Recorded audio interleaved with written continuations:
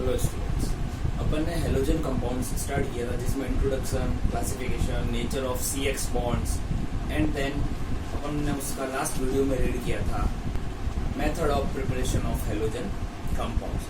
अब आज के वीडियो में अपन पढ़ते हैं हेलोजन कंपाउंड की फिजिकल प्रॉपर्टीज।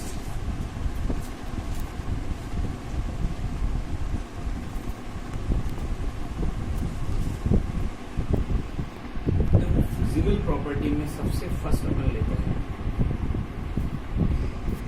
Boiling point.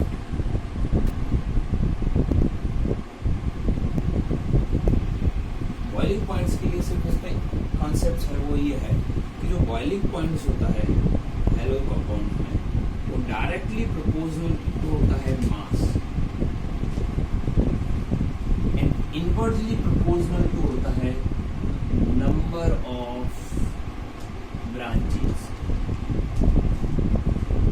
देखिए क्वेश्चन करते हैं अपन, boiling point directly proportional to molecular mass होता है।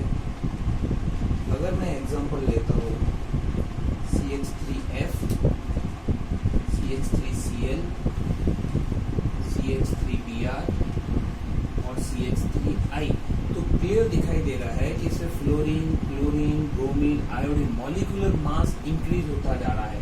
मास इंक्रीज होने से अपन ने पढ़ा था कि CX बॉन्ड का नेचर जो होता है वो पोलैरिटी वाला जो नेचर है, तो पोलर ये इसमें फोर्स बढ़ जाता है, वॉन्डरवाल फोर्सेस इंटरेक्शन बढ़ जाता है।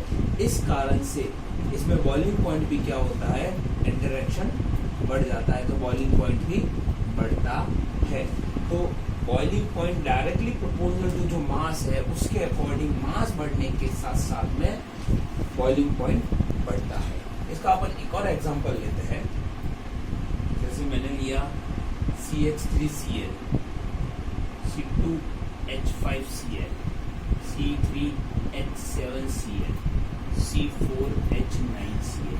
इसमें भी अपन देख रहे हैं कि मास यहाँ से या when you move left to right molecular जो मास है वो इंक्रीज होता जा रहा है। मास इंक्रीज होने के साथ साथ में बॉइलिंग पॉइंट इंक्रीज होता है बिकॉज वॉन्डरवाल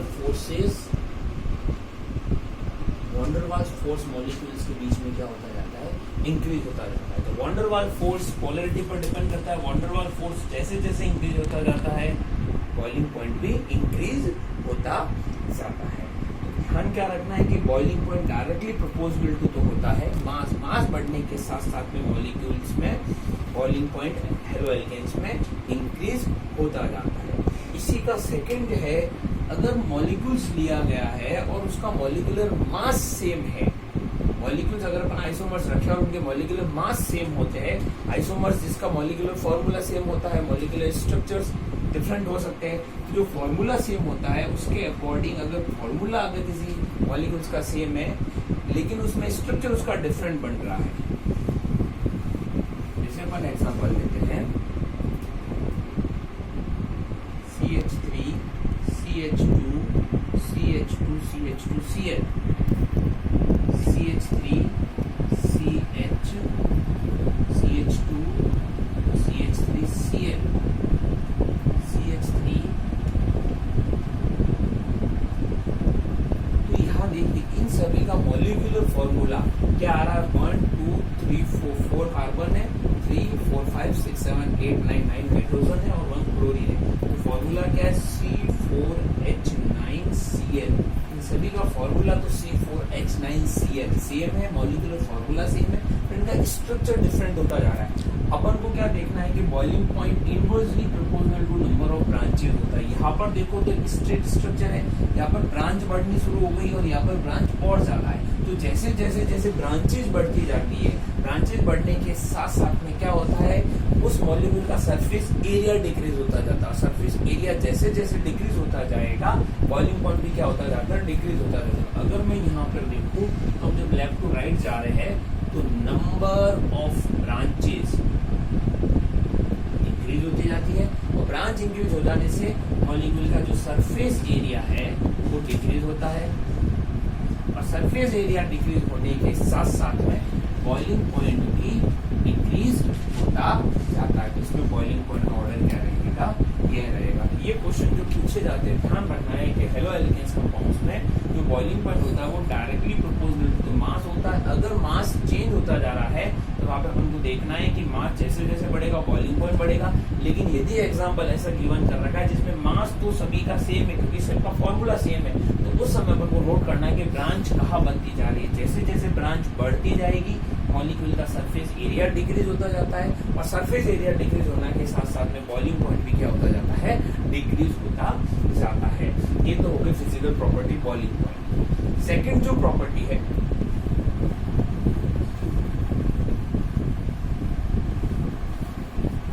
वो है density. Density same boiling point के जैसे ही होती है कि density directly proportional to molecular mass.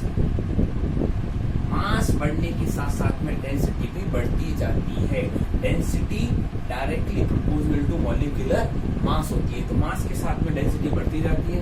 Same वही एग्जांपल, अगर मैं एग्जांपल लगा दूं CH3I C2H5I C3H7I C4H9I। तो मास बढ़ने के साथ साथ में डेंसिटी भी क्या होती जाती है, बढ़ती जाती है। मास बढ़ता जा रहा है तो उसमें डेंसिटी क्या होती जाती है, बढ़ती जाती है। क्लियर? फिजिक्स में ऑलरेडी जानते हैं कि D = m/v। जैसे ही मॉलिक्यूलर मास बढ़ता जाएगा तो डेंसिटी भी क्या होती जाएगी, इंक्रीज होती जाएगी। ये डेंसिटी का ऑर्डर है। और थर्ड जो फिजिकल प्रॉपर्टी है उसमें अपन को ध्यान रखना है, वो प्रॉपर्टी है थर्ड फिजिकल प्रॉपर्टी सॉल्युबिलिटी। देखो यहाँ पर क्या है, क्वेश्चन बनता है solubility actually halo alkanes polar molecules. Halo alkanes are polar molecules. Halo alkane सारे कौन से होते हैं, पोलर मॉलिक्यूल्स होते हैं। बट ये वाटर में नेट सॉल्युबल होते हैं, but less soluble in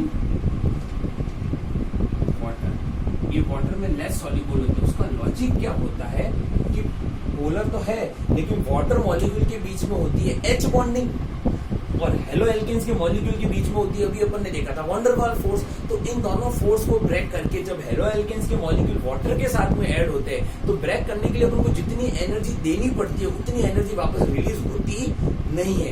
it means water molecule के बीच में H बॉन्डिंग है, हेलो एल्केन्स के मॉलिक्यूल के बीच में पोलर पोलर डाइपोलर फोर्स होने से वंडर वाल फोर्सेस है। तो वहां पर उनके मॉलिक्यूल्स को ब्रेक करके, उनके बॉन्ड को ब्रेक करके जो नया बॉन्ड बनता है उस टाइम वापस उतनी एनर्जी रिलीज नहीं होती है। अपने पास में इतनी एनर्जी नहीं होती है कि अपन इस बॉन्ड को इजीली ब्रेक करवा पाए। इसलिए हेलो एल्केन कंपाउंड जो पोलर नेचर होते हुए भी वाटर में क्या होते हैं, लेस सॉल्युबल हो सकते हैं और अपन ऐसे कह सकते हैं इनसॉल्युबल भी कह सकते हैं। बहुत बार इनसॉल्युबल भी लिखा हुआ मिलता है। बट सॉल्युबल किस में होते हैं, soluble in organic solvent. Organic solvent में क्या होते हैं, ये सॉल्युबल होते हैं। तो अपन को क्या ध्यान रखना है, तीन प्रॉपर्टी है फिजिकल, उसमें फर्स्ट है उसका बॉइलिंग पॉइंट मास के साथ में बढ़ता है। पहले मॉलिक्यूल्स में मास चेक कर लो, अगर मास बढ़ रहा है तो बॉइलिंग पॉइंट बढ़ेगा। अगर ऐसा एग्जांपल दे रखा है जिसमें मॉलिक्यूलर मास सेम है, आइसोमर गिवन किए हुए हैं, तो उस समय नंबर ऑफ ब्रांचेस देखो। ब्रांचेस बढ़ने के साथ में सरफेस एरिया डिक्रीज होता है, एरिया डिक्रीज हो जाने से बॉइलिंग पॉइंट डिक्रीज होता है। Density directly proportional to mass होती है, मास बढ़ने के साथ साथ में डेंसिटी इंक्रीज होती है। और जो सॉल्युबिलिटी है, पोलर मॉलिक्यूल्स होते हैं वो भी वाटर में तो लेस सॉल्युबल या इनसॉल्युबल होते हैं, जबकि ऑर्गेनिक सॉल्वेंट में सॉल्युबल होते हैं। अब अपना टॉपिक नेक्स्ट टॉपिक रहेगा केमिकल प्रॉपर्टीज। Thank you.